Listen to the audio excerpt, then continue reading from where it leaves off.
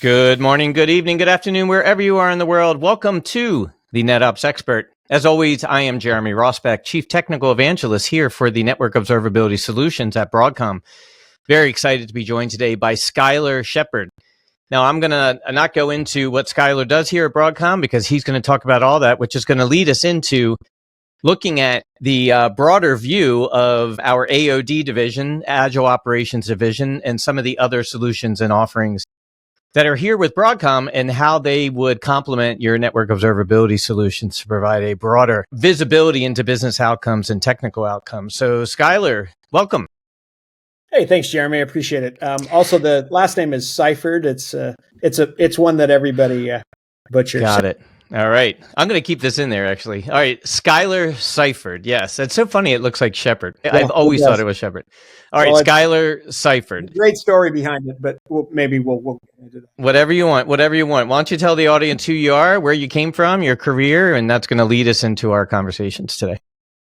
Yeah, great. Well, thanks, Jeremy. I appreciate you having me on. I wanted to be able to join this based on the fact that I really like what you've been able to do and the audience that you've been able to build. And a lot of feedback that I get from the customers that I work with is there's a lot of value in the conversations that we can have from their perspective, as well as from our perspective around the areas of everything that we can do around Broadcom, which of course, I'd love to say it's the broad of Broadcom. You'd be hard pressed to find a company that touches as many areas of technology as we do. Mm-hmm. So I think that there's a lot of value in what you do, and the ability to be able to extend that out into kind of a broader areas of ideation and areas of automation, orchestration, as well as operations. I think there could be a lot of value to that. So I think this idea of us being able to explore that is an interesting one, to say the least.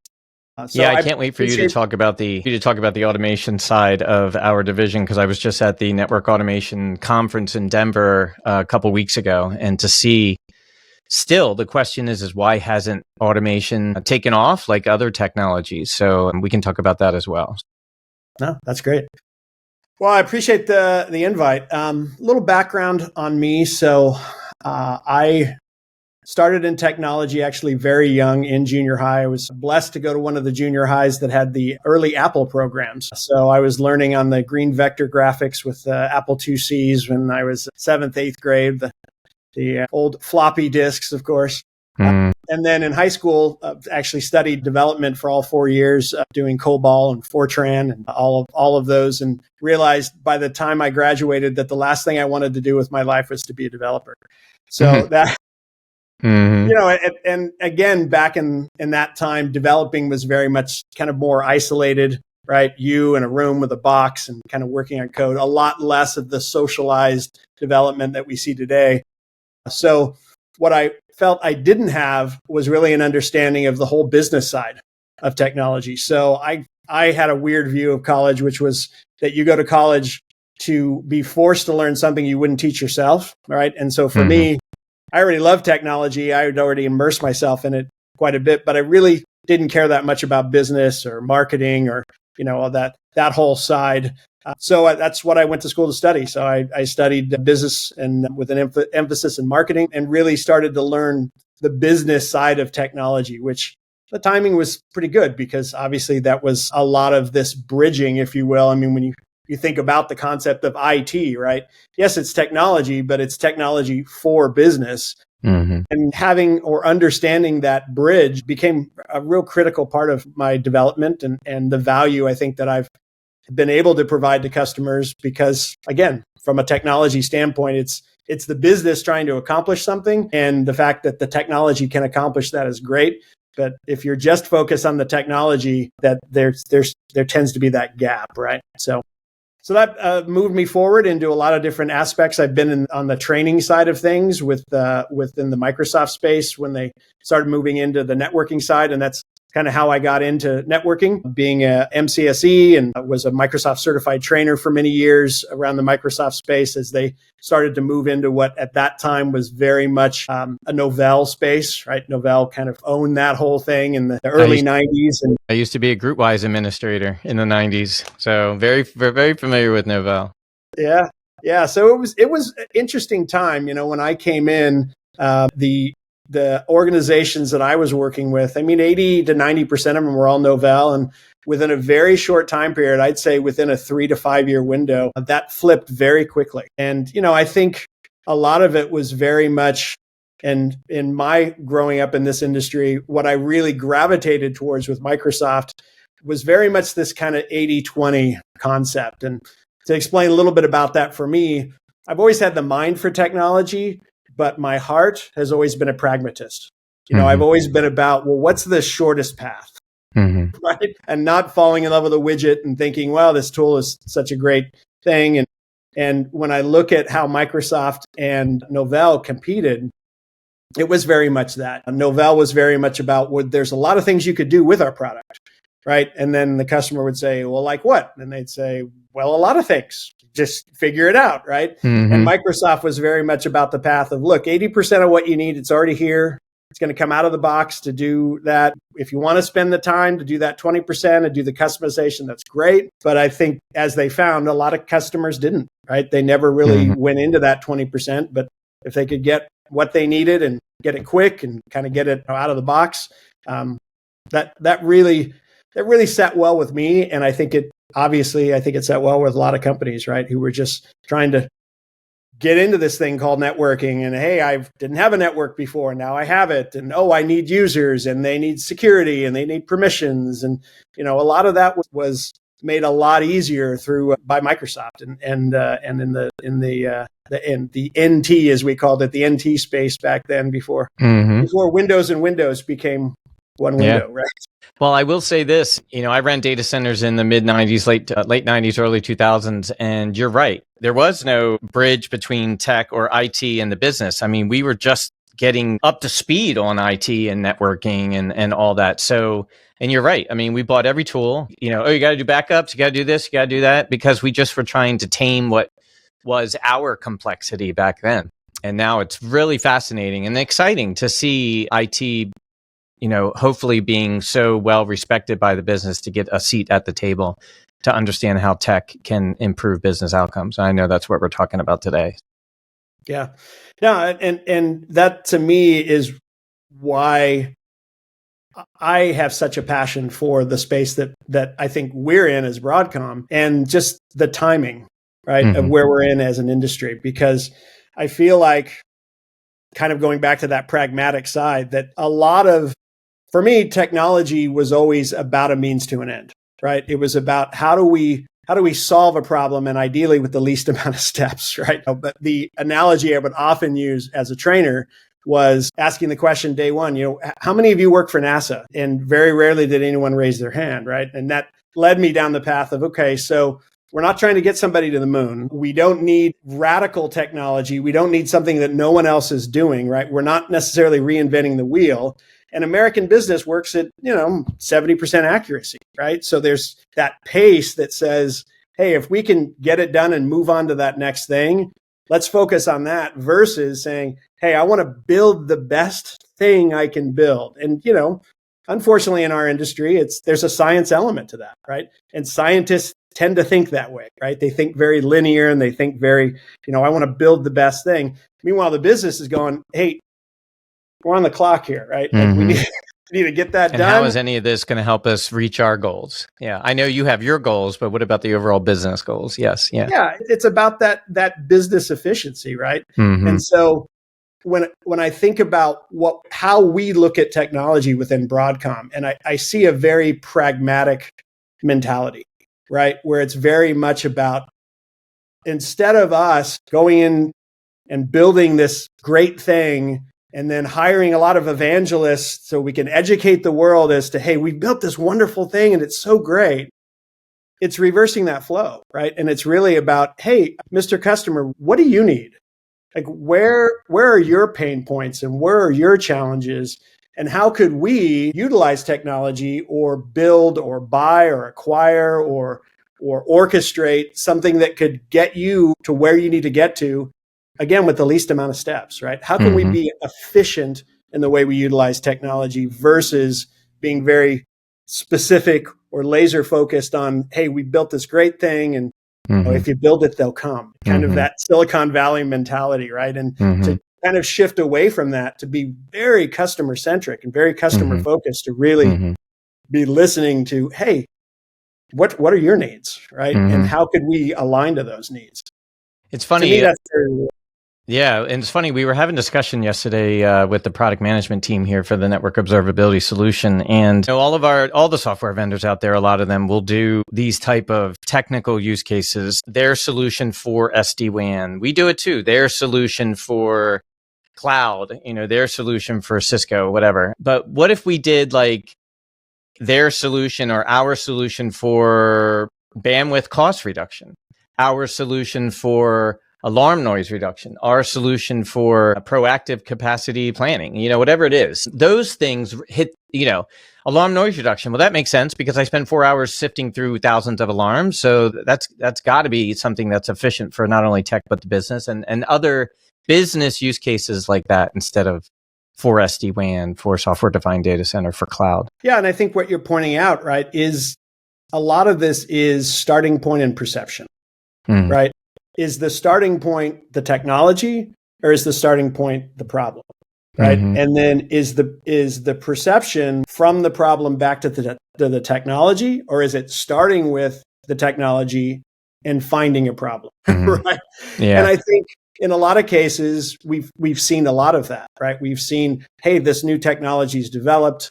Again, back to that, it's new. Let's hire evangelists. Let's tell everybody how they have to have this. If you don't have this technology, you're really missing out, versus that really starting from the customer's perspective of, hey, this is a challenge I've got. If a technology or solution can solve that, great, right? But I think it's just a different starting point. And it is thinking about that from a pragmatic standpoint. Perfect example when we think about operations, right? Mean time to resolution, right? Everyone loves the MTTR, right? And the reality is, does a company or a customer care about mean time to resolution? No, they care about the application or the service and its uptime and its availability, but it's starting from that service and working our way back versus saying the most important thing is MTTR. No, MTTR is a byproduct of the most important thing is the service, right? And is that service available? And is the customer experiencing the value of that service, right? And then by the way is, yes, there's a thing called MTTR, and there's technology that can solve these problems. But that should kind of be the by the way versus the focus, right? Well, I agree with you. I mean, I think we should start with the problem. I mean, tech is so saturated today. Starting with tech is, you could have a dozen vendors with the same technology. Where, how do you decide that? So starting with the business problem and working your way back. Would automation fit into here? Would business portfolio management and project management fit in here? Where does observability from servers or networks fit in here? And maybe they all don't fit, but I agree with you. I like that approach. Yeah, and for me, I mean, so the division that I'm part of within Broadcom is called AOD, right? And it's the Agile Operations Division. And we really stress that Agile piece because exactly everything we're talking about, and let's just on a very basic level, Agile as an organization versus a more industrial, traditional organization, right? Which a lot of times we envision as that pyramid, right? The hierarchy and all the layers, and the business is what's important, and management and structure, and the customers are on the outside. Customers aren't even really part of that consideration, right? Whereas the goal of Agile is to say, let's break that pyramid up and have it be concentric circles where the customer's in the middle, and then you're surrounding that customer with the value that you're presenting, right? Well, to me, when I think about that and I think of our customers, our goal is not to really understand our customers as much as it is to understand our customers, right? Because if we truly understand our customers, now we're in lockstep with our customers. We're a partner delivering a solution. And I'll give you a perfect example. When I had Disney as a customer, right? My energy was guest experience, because everybody at Disney, that's their goal. How do we make a better guest experience, right? And if I understand that and I'm thinking that way, then I'm walking around a park and I'm thinking, where's the friction in this park? Oh, well, every time I need to reach for my wallet, every time I need to buy something, I got to get that credit card out, right? And so we worked with Disney on the Magic Bands, that whole concept, our technology. I remember that. Yeah, right? Yeah. That removes a lot of that friction. Mm-hmm. But the way you get there is to think like a guest, right? Mm-hmm. And again, for Disney doesn't have customers. Mm-hmm. They use the term guest. That's how all their customers are guests, because whether it's you're on a boat or you're in a park or you're in a theater, you're a guest, right? So that idea really changes how you view whether it's ideation, automation, or operations, right? Because again, as we were just discussing, okay, let's take operations. Well, I can start from the tools, right? Any vendor who makes tools to go in a data center, you can walk into a data center and say, well, let's start with the tools. We can help you rationalize tools, right? Well, anybody can do that, right? For us, we go in and we go as far right as we can, right? Let's start with your customer experience. Because if we're helping you look at your customer experience and then working our way backwards, ultimately that's what you care about as a customer, right? And yeah, sure, we can we can get to the tool piece, we can get to the data piece. Sure, we can help you streamline your data, make it more efficient. But let's start with the customer and work our way back. And it would be the same way with ideation, right? I can say, great, let's just go in and, well, how many projects you have? Well, every customer we have has got thousands of projects, right? At various levels of completion, involving millions of dollars, hundreds of thousands of resources involved. So yeah, we can come in and we could say, let's help you with the projects. But ultimately, nobody cares about a project. They care about an outcome. Right? So if instead, as we do, we come in and we say, let's go to the furthest point. Let's talk about what is the perceived value to your customers of project X, and then work backwards. Perfect example. You go in and you say, okay, well, this is a $3 million project. And in the end, it's going to provide $1 million of value to our customer. That's probably a project you want to reevaluate, right? To say, yeah, definitely. Well, maybe we need to figure out the cost of that. Maybe the project needs to go away. Maybe it needs to be broken up into 5 different projects, right? But the way you get to that is you want to start at that endpoint. And so to me, when I think about what makes us different is I don't see us as being in the project management business or the automation business or the operations business. We're in the customer value business, right? We're in that space to say, if we can help our customers give their customers a better experience, ultimately, that's where the value is, but that's where the focus has to be. You're not going to get to that value by starting from the technology. You're going to get there by starting from that endpoint, right? And really focusing on who is the customer and what are their challenges, and then work backwards, right, from that customer. I mean, we have other industries that think about this, right? I mean, Amazon likes to use the term working backwards, right? I've written a book on it. Apple forever has called this, customer experience, user experience, right? So it's not a new concept, but it is a challenge for a company who's deeply embedded in technology. And we have a lot of technology. So for us to be able to do that and wake up every morning and really shift that focus and think about our customers' experience, I find when we engage with customers, it's refreshing for them, right? Because it's not what they're used to in terms of the space we're in, right? So everyone who listens to this knows I've been in the networking space for a bit, and I usually tell this story, but I loved how you said, who is the customer's customer, right? And what do they care about? Fidelity Information Services, FIS, it's basically a cloud provider for their customers' financial data, Fidelity. Many data centers and customers connect to those data centers through their app to, look at their data that is hosted by Fidelity. Well, one of Fidelity's customers was complaining that the app was slow or there's latency or, wherever the case may be. Months was spent on this. Fidelity was looking at their own infrastructure. What could be wrong? What could be wrong? And I know this is a very siloed use case, but I'd love to talk more about it as we expand, like you said. But, from a troubleshooting issue, we discovered with our AppNeta solution that the customer's customer had a misconfigured network device in their data center, which was making connections to the Fidelity data center not as reliable.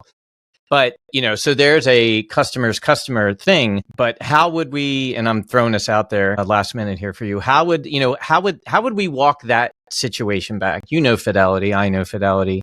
Is there a way we can walk that situation back that would include that network delivery piece I just talked about and other parts of our portfolio?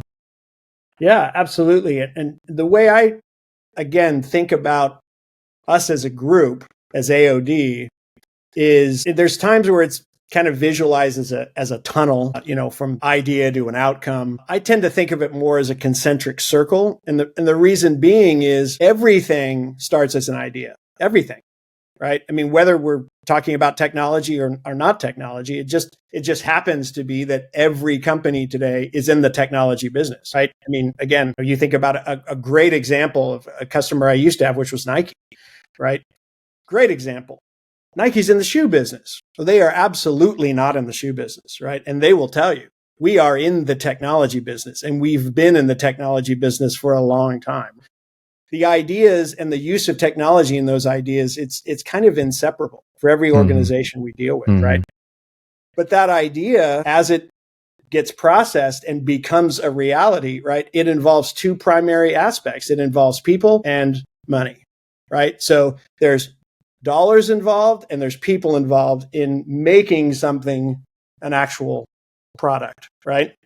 And then there's an assembly line to that, right? There's a lot of tools, a lot of individuals, and a lot of connections that have to be made. And so utilizing any form of orchestration or automation to streamline that, the logic is obvious, right? I want to be able to utilize what I have in the most efficient way possible. And then once it becomes its thing, right, it's got to be operationalized, right? Because nothing is in a vacuum in our industry ever, right? And as part of that operationalizing, you're going to find out what works, what doesn't. You're going to throw it out to a customer, and it's beta, right?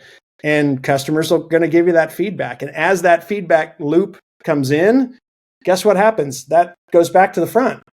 That is a new idea, right? And that has to be ran through that exact same machines. Regardless of what business you're in, you have to ideate, you have to orchestrate, and you have to operationalize, right? And that's not a one-way path, right? It's continuous. So as customers begin to uncover challenges with any kind of solution, of course they need the tools to be able to have that full end-to-end visibility, which again is another thing to me that is really exciting now with the solutions that we have, is having every type of network that we can traverse and every endpoint that we can uncover is an absolute necessity, right? Because there is no perimeter, right?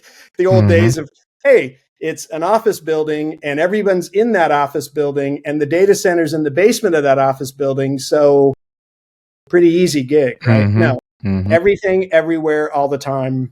That's the world we live in, right?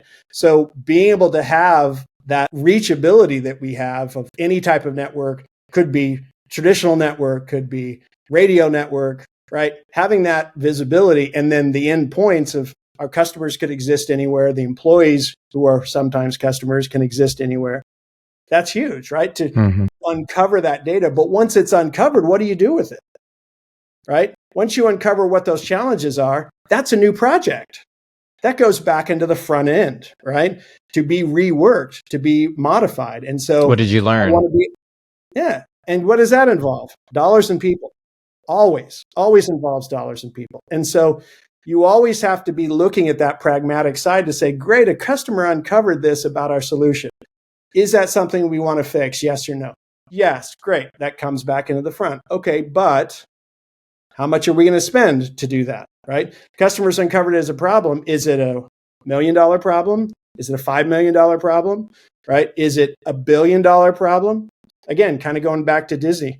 Disney spent $1 billion to develop the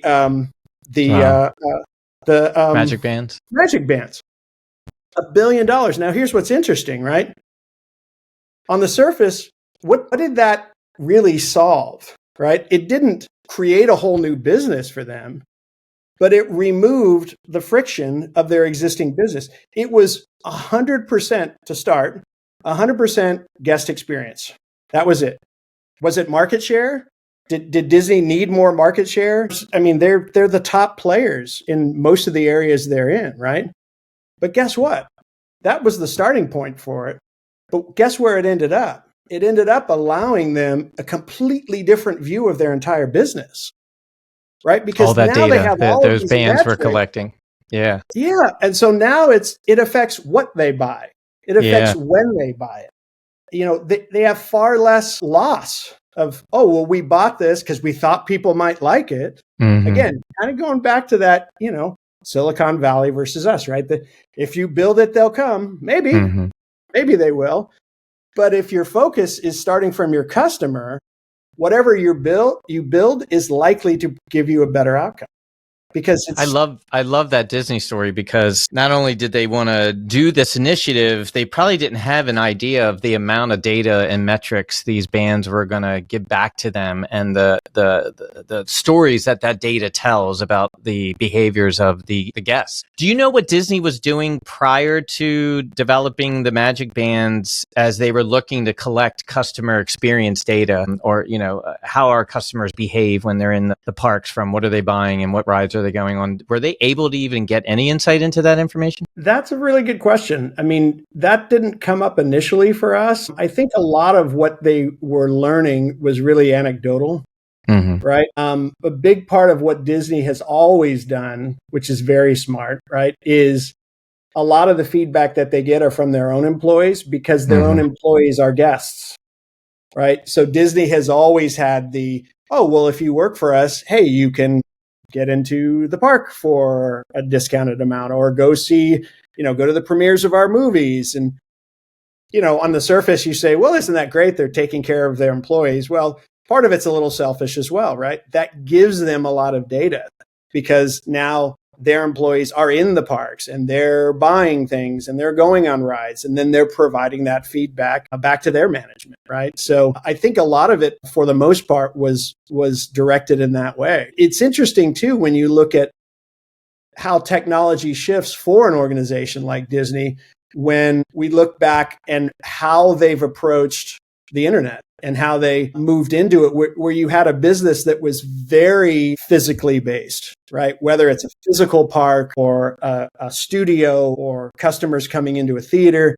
And to shift that in a virtual way was a very challenging thing for Disney to be able to do. And a lot of that, again, goes back to, how do you use technology? How do you use data to get to move down that journey? And it was a lot of time and a lot of energy. And a big shift that we saw drive it even more so was when COVID came in. What people don't realize, 80% of their businesses were shuttered overnight. 80%. I mean, we all talk about, sure, it affected a lot of the customers we have, but you'd be hard pressed to find a customer that was affected as much, especially a large multi-billion-dollar company like Disney. And well, guess what?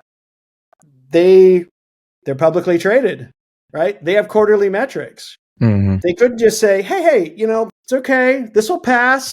Maybe a year, maybe, we don't know, but that's all right. We're just going to rest on our laurels and we'll just keep doing things the way we've always done it. Absolutely not. So what did they do? They shifted their resources into Disney Plus, and Disney Plus, they had a 5-year goal. They hit that in less than 1 year. And how were they able to do that? Shifting of resources, right? Immediately realizing, okay, if the parks aren't open, if the cruise lines aren't working, how do we adjust that? We shift those resources immediately, and we're going to shift them into this direction, right? Well, what allows them to be able to do that is technologies like we have, right? So they are a big user of our automation, right? And they utilize it to automate, but they also use it to orchestrate, right? They have a center of excellence. And being able to shift that focus and that energy is very critical, right? The ability for a company to pivot, technology becomes a very big part of that. Yeah. And the Disney story is a perfect example of what you're talking about here, especially about working from the customer outcome instead of the technical aspects of the solution. They wanted to do something different for the customer experience. Having a band on your wrist, like the Apple Watch, right? I can pay with this. I can get in my room. It's awesome. But it's so exciting to hear about as you worked, as you worked with Disney to provide analysis of where they wanted to be and their goals, the icing on the cake was all the data that these magic wristbands were collecting, and they'd be able to take that data, not only, network data, we're talking, customer profiles and behaviors and purchases, and then tailor a better, more exciting Disney experience to that person in almost real time, when they're in the park. Now that is some icing on the cake. And like you said, when you start with the customer's goals or the customer's goals, you may end up with that great icing on the cake I just mentioned, all that valuable data that they probably didn't even know they were going to have as a gold mine for improved customer experiences. Yeah, and I love what you mentioned there specifically about data, right? Because I think oftentimes in this industry, and we started with this concept, right? We get lost in the technology, right? Whether it's on our side, we're the vendor, we're making it, or on the customer side, they're buying it, they're consuming it. And so there's always going to be these trends or fads that come up, and then that becomes the focus, right? So, whether it's AI now or what cloud was or big data, there's always kind of these themes, but as an organization, it goes back to ultimately, if the goal is the customer, what every organization, the business that every organization has to be in is the data business, right? Because data is everything. And so, yeah. And so it's interesting, right? Because I think there's a perception of a company like Broadcom as being in the data center business, right? Because there's really nothing in a data center we're not involved in, right? All the way down to network cards, all the way up to big iron, security, all of that. But the way I like to think of it is we're in the data business, right? And how we can help customers is with every aspect of that data, whether it's processing the data, whether it's moving the data, whether it's securing the data, whether it's operationalizing the data, right? That's the business we want to help our customers with because we touch all aspects of that. And there's no getting around it for a customer, right? Cloud doesn't solve it, right? Oh, great. Okay, I can throw some workloads over the fence to Amazon or Google. You still own the data, Mr. Customer. The data ultimately always is your responsibility. And there's kind of no way to get out of that business. And to your point, why would you want to be out of that business? And the value of that data, it's everything. Folks know I talk about this. AI is all the hype right now, and everyone's trying to figure out what the hell to do with it. And I try to reiterate and remind folks, you have to start first collecting the right data. And I don't care if it's tech data, customer profile data, whatever, purchasing, et cetera, because this is how your AI engine is going to be successful. Good data in, good responses out, good predictions out, not enough data in, not as accurate as predictions coming out from your AI engine, et cetera, bad data in, bad predictions out. So that's all I love to talk about is the data. And then imagine, you may know this, Disney may be looking into AI or already has AI, but imagine what they could do with all that great customer data that the bands collected over the years and what AI can do with that, even customize a more exciting customer experience while you're in the park or doing whatever you're doing, with the Disney Corporation. Yeah. And to me, when I think about the businesses and the customers that I work with, it's kind of an odd phrase, but I always like to take business personally. And the reason it's an odd phrase is, people usually reverse that phrase. They say, well, don't take business personally because it's not personal. It's just business. But what I mean by taking it personally is I always look at it through a personal lens, right? To always think about, okay, in my own life, in my own world, how do I function? Right. So going back to that exact same analogy, right? Why is data the absolute critical thing for every customer that we deal with? Because it is for every human, right? Any decision I make in my life, what is it based on? It's data. Based on input. It's based on data, right? And the less data I have, the more likely it is I probably won't make the right decision. I always say, if you only have 8 out of 10 ingredients for your dinner and you make it like that, it won't taste the same as if you had 10 out of 10. So Yeah, well, yeah, exactly. I mean, what watermelon is 98% water. So without that other 2%, it's That's just right. water. It's not water. Exactly. You're right. That's so funny. Well, listen, Skyler, as we wrap up here, I want folks to understand why we're having this conversation. We've taken this conversation out of the network operations or the knock into a more holistic business value conversation, not talking about solutions right away, but talking about how can capabilities from a provider like Broadcom help with these business outcomes, help our customers. So this is actually the first in a few series of podcasts where we are going to be touching on how tech can help with business outcomes and customer engagements without getting too deep, looking at the customer outcome first and then mapping what tech may help that. What can listeners expect as we go through some of these podcasts with some of your team members? Sure. For me, I tend to, again, I think of this as a loop, but there are people that do think of it a little more linear. And I do think there's some logic to kind of starting from the ideation side, right? So what I'd really like to do is bring in some experts around ideation, right? And really talk about, from our customers' perspective, give some examples of this was the spark, right? The initial spark was, again, kind of going back to what we said with Disney, right? The spark was, how do we remove friction in the parks?